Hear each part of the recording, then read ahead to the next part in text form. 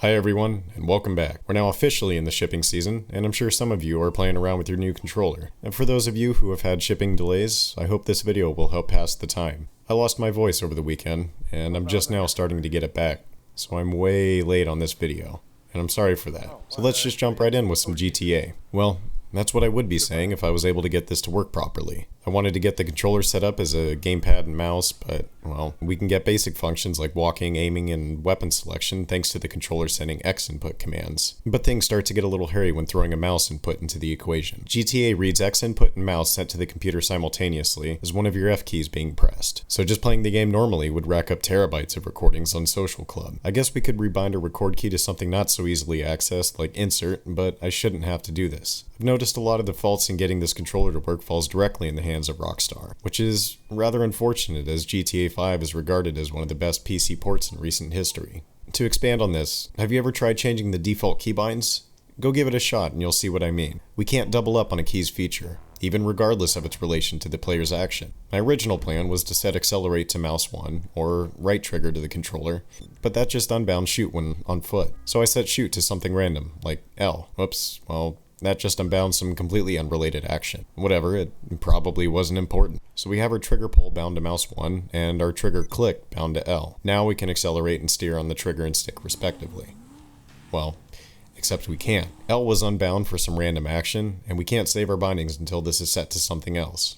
So I don't know about you guys, but I really can't be bothered to go and change every bind to get it to work the way I had intended. I can't really say this is the fault of the controller. I believe this is a lack of developer support. Who knows, maybe someone smarter than I am can figure this out. The silver lining might be in the fact that users can upload their configs. So maybe we'll get a config that plays nice with GTA. Maybe Valve can add some sort of template to allow for better functionality. Until this happens, I'll remain frustrated at the outcome. Wait, what is this? Could it be? Is this the support I've been looking for? Oh, what a day! What a lovely day! It appears that in my absence over the week, Valve has taken it upon themselves to introduce a new template in Gamepad with precision aiming. Now, this is what I was doing before with the Gamepad template and using mouse for the right pad, but it just goes to show how quickly Valve will update and iterate on the software side of things. I still ran into the same problems I had before, most noticeably when I was trying to reverse with left trigger. The camera would zoom in as if to bring up aiming while driving. This doesn't really make sense to me, as this is already bound to left bumper. The record bug is still there as well, but if you think you can look past these two hiccups, I think you'll enjoy this quite a bit. I'm not entirely convinced there are people who will favor triggers and rear grips for attacks and actions, as the face buttons are already an industry standard for this type of game. In fact, these games are designed around this. You can hack and slash and crouch and sneak all without needing to adjust your camera. The combat and camera system removes the need to track off-screen targets. Everyone just kind of lines up, waiting for you to deliver that final uppercut. This overly saturated genre has had the better part of a decade to iterate on a control scheme revolving around these three game mechanics: movement, item wheels, and a press X to win fighting style. Think of pretty much any controller released in the past 15 years.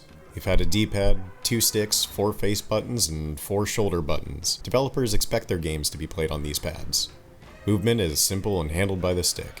Its popularity is why we now have one on the Steam controller. Item or weapon wheels are a necessity for these games, as cycling through a dozen spells with bumpers just wouldn't cut it. Triggers are typically used as modifiers.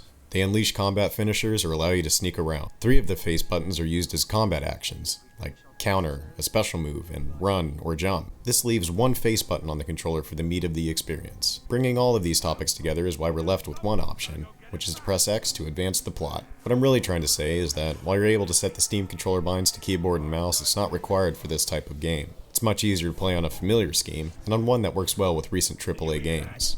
However, this wouldn't be a Woodsy video if I didn't listen to your feedback, so I'll still show you what it's like to play without needing to lift your thumbs off the pads. And hey, if you prefer to use the controller in this way, then more power to you. We have right pad click set to B, left pad click set to Y, and the rear grips to both X and A.